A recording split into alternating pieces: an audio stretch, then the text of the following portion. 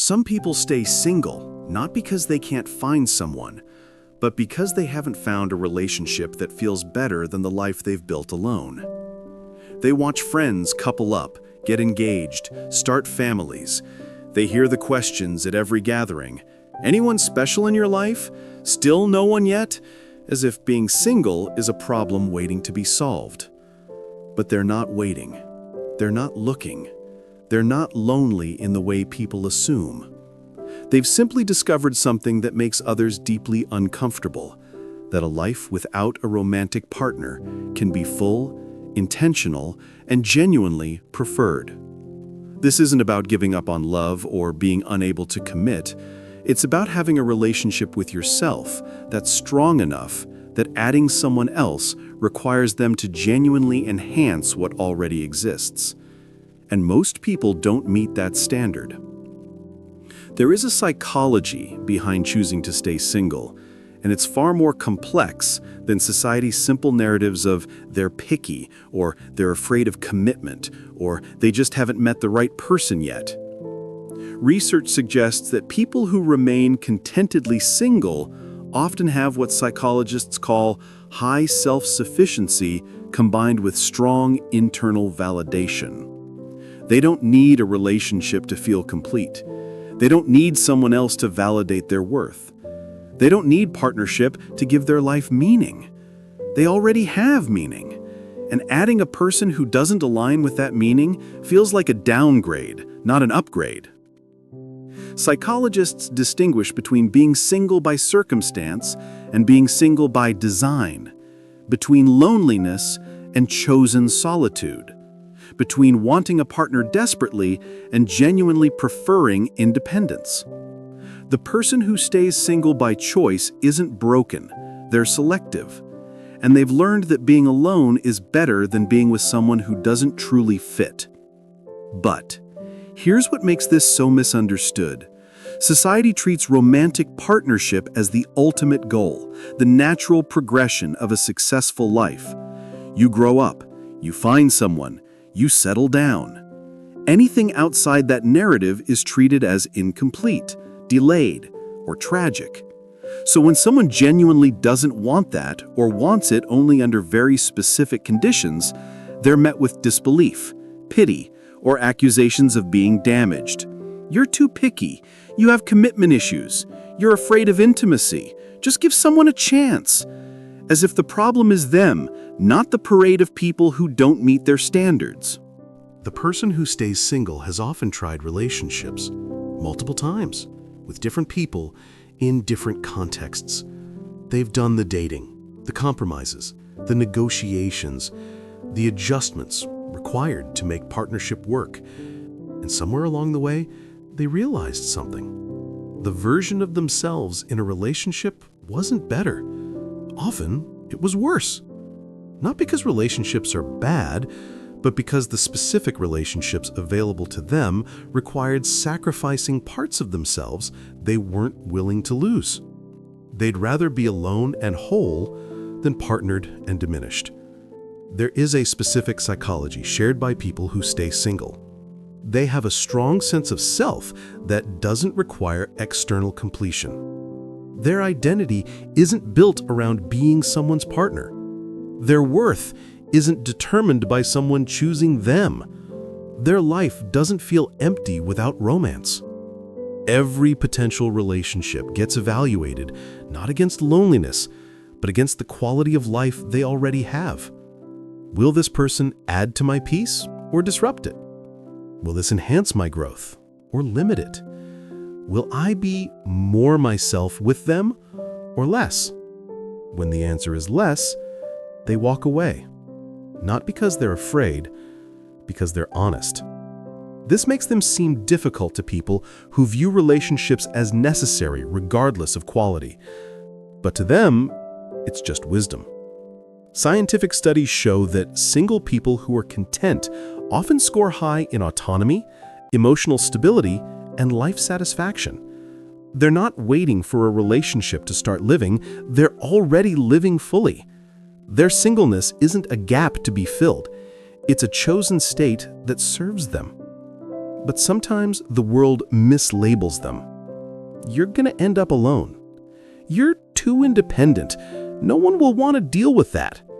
Your standards are too high. These warnings carry an assumption that being alone is the worst possible outcome, that independence is a flaw to overcome, that high standards should be lowered to secure partnership. But what if being alone is better than being with the wrong person? What if independence is strength, not a barrier? What if high standards protect you from wasting years on incompatibility? Yet many emotionally healthy, deeply fulfilled people stay single. They have rich lives, friendships, passions, purpose, peace. They're not lacking connection. They're lacking interest in the kind of connection most relationships offer. Maybe that's the truth no one wants to say. Not everyone needs romantic partnership to feel complete. Some people are already complete. And asking them to pair up just to fit a social narrative is asking them to break what isn't broken. It teaches them that their contentment is suspicious, that choosing themselves is selfish, that a good relationship is better than good solitude, even when the relationships being offered aren't actually good. Still, here's the deeper question. What is it about staying single that certain people find so sustaining? Sometimes it's autonomy. They can make decisions without negotiation, move cities, change careers, structure their days, choose their priorities, all without considering another person's needs. That freedom isn't loneliness, it's liberation. For people who value self-direction, the compromises required by partnership feel like cages, not connection. Sometimes it's peace. Relationships, even good ones, require emotional labor, managing another person's feelings, navigating conflicts, maintaining connection through changing seasons. Single people don't have to manage anyone's emotional landscape but their own, and that simplicity is deeply restorative. They can come home to silence, process their day without explaining it, exist without performance. Sometimes it's self-protection. They've been in relationships that hurt them, where they lost themselves trying to be what someone else needed, where love came with conditions they couldn't meet. Being single feels safer than risking that again, not because they're incapable of partnership, but because they've learned that bad partnership is worse than no partnership. Sometimes it's high standards that aren't actually unreasonable. They just seem that way in a world where most people settle. They want intellectual compatibility, emotional availability, shared values, genuine respect, someone who enhances their life instead of complicating it. And they're not willing to compromise on those things just to avoid being alone. Sometimes it's simply contentment. Their life works. They have purpose, hobbies, friendships, routines that nourish them. Adding a person would require disrupting all of that. And unless that person brings something truly valuable, the disruption isn't worth it. And sometimes it's wisdom. They've watched people stay in mediocre relationships out of fear of being alone. They've seen friends sacrifice their peace, their goals, their authenticity to make partnerships work. And they've decided they'd rather be single than settle for mediocrity. People who stay single often carry a specific misunderstanding from others, that they're lonely, sad, or missing out. But they're not sitting around wishing they had a partner. They're living full lives that happen to not include romance. They travel, they build careers, they deepen friendships, they pursue passions, they create meaning on their own terms. And when people treat their singleness as a problem to solve, it's frustrating, because from their perspective, nothing is broken. The assumption that everyone wants partnership is just that, an assumption, and it doesn't apply to everyone. But here's what people who stay single rarely hear. Your choice to be alone is valid. You don't owe anyone a relationship. You don't have to justify why you haven't found someone. You're not too picky. You're appropriately selective. You're not afraid of commitment. You're committed to yourself. You're not broken. You're whole. Let's go deeper into the psychology behind staying single. Number 1, secure attachment and self-reliance. Some people have developed secure attachment to themselves. They've learned to meet their own emotional needs, regulate their own feelings, and create stability internally. This isn't avoidant attachment, which fears intimacy. This is genuine self-partnership. Number 2, high standards versus settling culture. In a culture where many people partner out of fear of being alone, someone who requires actual compatibility seems too picky. But they're not asking for perfection. They're asking for genuine fit, and they'd rather wait indefinitely than settle for less. Number 3, freedom as a core value. For some, autonomy is non-negotiable. The ability to make unilateral decisions about their life, time, body, and future matters more than companionship. Relationships require compromise, and for them, that compromise costs more than it's worth. Number 4, contentment versus loneliness. Loneliness is painful because it's involuntary. Chosen solitude is peaceful because it's intentional. People who stay single often aren't lonely. They're content. And content people don't seek change. Number 5, rejection of the relationship escalator. Society has a script: date, commit, move in, marry, kids. People who stay single often reject this script entirely. They don't want to follow someone else's timeline for what their life should look like. Number 6, self-knowledge and honesty. Many who stay single know themselves well enough to know they function better alone. They're honest about that instead of forcing themselves into partnerships that don't serve them. But here's the paradox.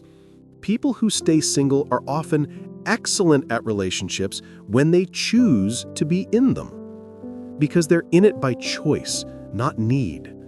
They're not clinging to avoid loneliness. They're there because that specific person, in that specific dynamic, genuinely adds to their life. And that makes for healthier partnership than relationships built on fear of being alone. If you're someone who stays single, you already know this reality. You know what it's like to genuinely enjoy your own company more than most people's. You know the peace of coming home to a space that's entirely yours, structured around your needs, free from compromise. You know what it's like to be asked, "Still single?" like it's a medical condition instead of a choice. You've probably been told your standards are too high, that you need to give people a chance, that you'll regret being alone when you're older. As if you haven't considered all of this. As if your choice to stay single is naive rather than informed. But what if your standards aren't too high? What if you've just learned that being alone is better than being with someone who doesn't truly fit?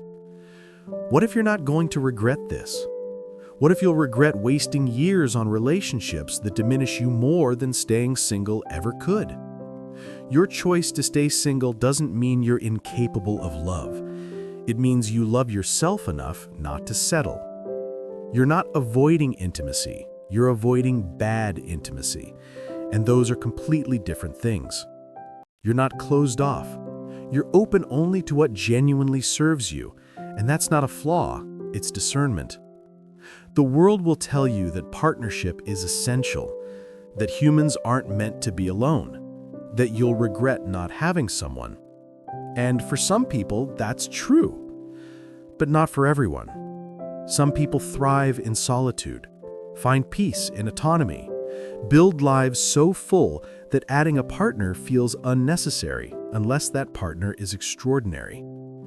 You may stay single for years, maybe forever, and that's not tragic if you're genuinely content. You're not missing out on life by staying single. You're living life on your own terms, without compromise, without negotiation, without needing someone else to validate your choices.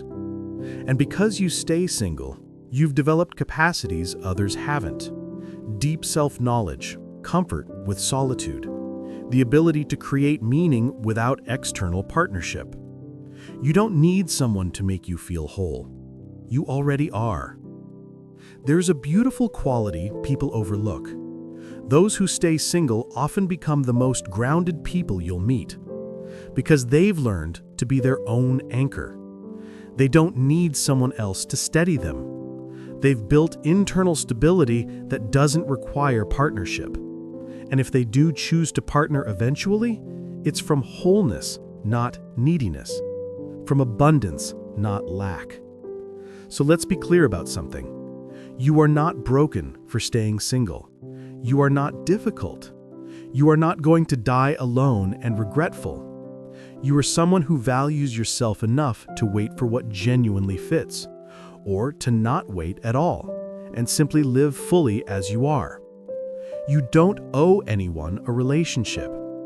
You don't have to explain why you're still single.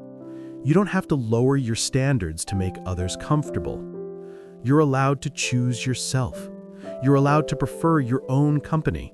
You're allowed to build a life that doesn't include romance and call that life complete.